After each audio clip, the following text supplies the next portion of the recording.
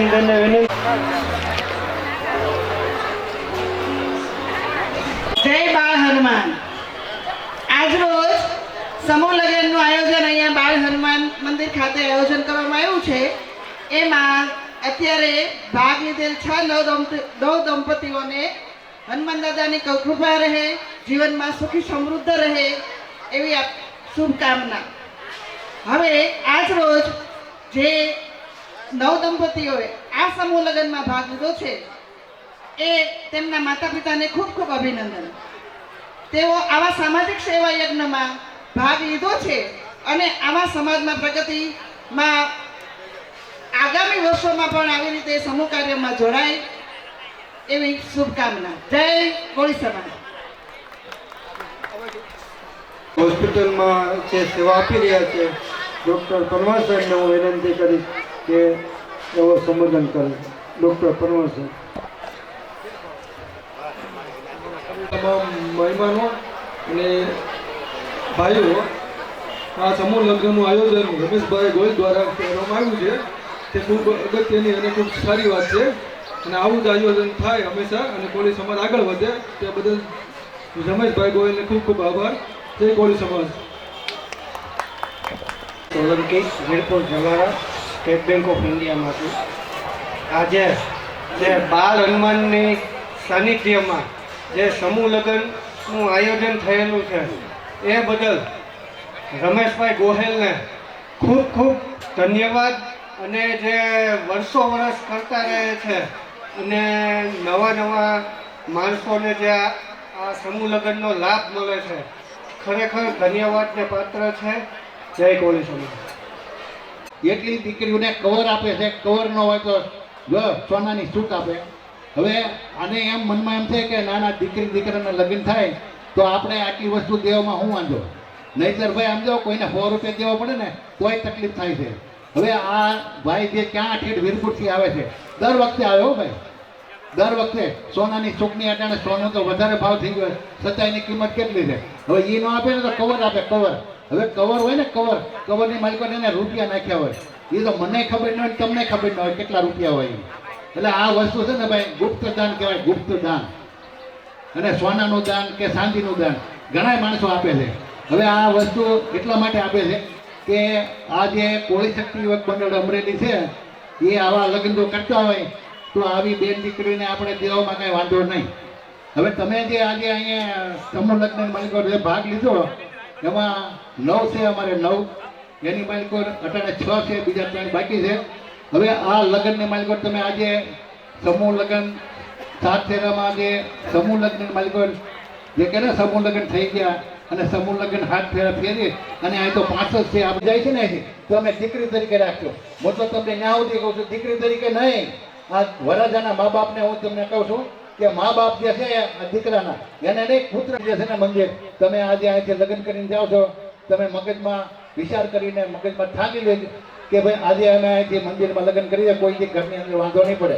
અને એક ખાસ ધ્યાન રાખજો, તમે આજે જાઓ છો તમારા ઘરે દીકરા કે દીકરી આવે એના માટે તમારે વ્યસન મુક્તિ હોવી જોઈએ। યાદ રાખજો, વ્યસન મુક્તિ, અંધશ્રદ્ધાને નહીં માનતા।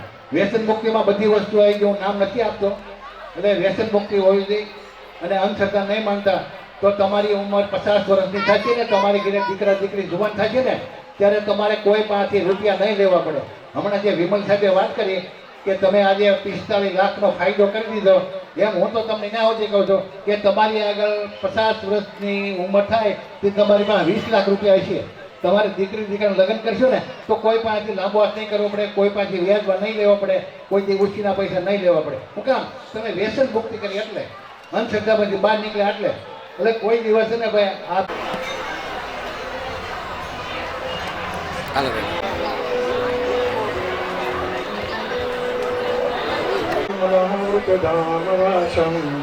नारायणं नरकतारणनामधेयं श्यामं चिदं विभुजमेव चतुर्भुजं च तं भक्तिधर्मतननं शरणं प्रपद्ये।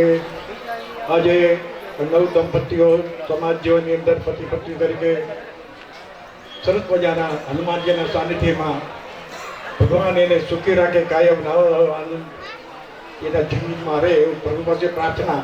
માં ખાસ કરીને એક કોળી સમાજ વિશે મારે થોડી વાત કરવાની છે કે આ કોળી સમાજ માંધાતા પરિવારનો કોળી સમાજ છે.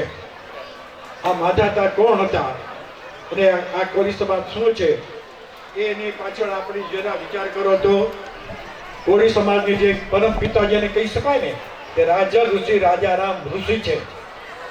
અને કોળી સમાજ કેટલો છે? ફક્ત ગુજરાતની વાત કરો તો કોળી સમાજ કોળી ઠાકોર, ઢોરકોરી, કોલિયા કોલવા, ઇતોરિયા, ખારવા, બારિયા, પટેલ, ચૌહાણ, ડાભી, ગોહણ, પરમાર, આવા કેટલાય પ્રકારની છે. તો એની અંદર આ કોળી સમાજમાં સંતોમાં જો તો સંત કબીર સાહેબ, વિરાંગના જલકારી બાઈ, છત્રપતિ શિવાજી મહારાજ સેનામાં નાયક એવા કોળી સમાજ વીર તાનાશાહજી, આવા લોકો કોળી સમાજની અંદર થઈ ગયેલા છે. તો એમાં ભાગવતના 9મા સ્કંધની અંદર 16મા અધ્યાયમાં કોળી વંશની જે આખી વંશાવલી છે એમ આપી છે.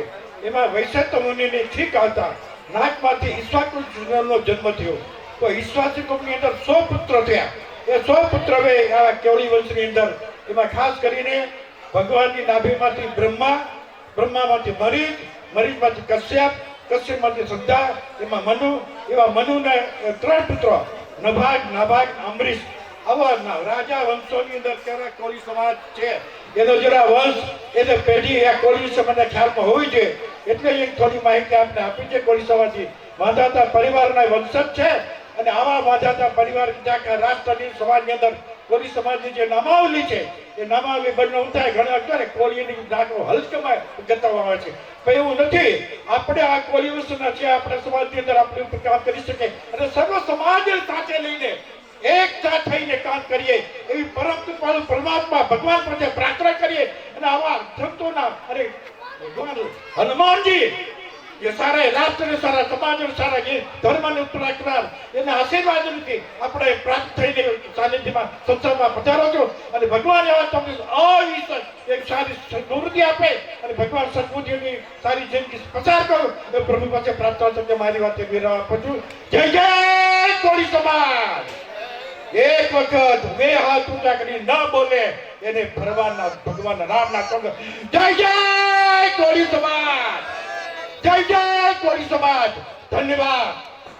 વિનંતી કે તો સ્ટેજ પર આવે એનું સન્માન પુરુષોત્તમભાઈ સોલંકી કરશે.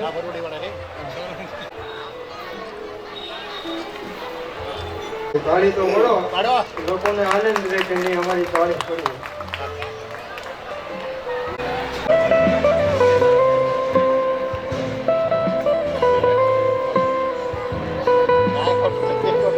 પરસોત્તમભાઈ લઈએ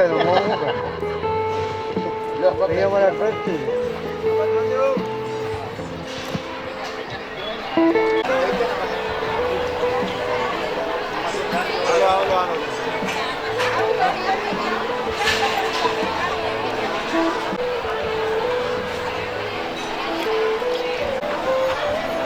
એક મિનિટ તમે ઉભા રહેજો.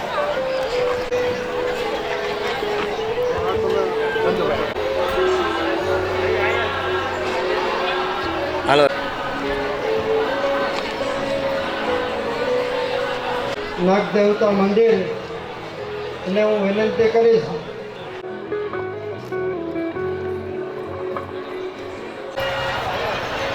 ગુરુ બ્રહ્મા ગુરુ વિષ્ણુ ગુરુદેવો મહેશ.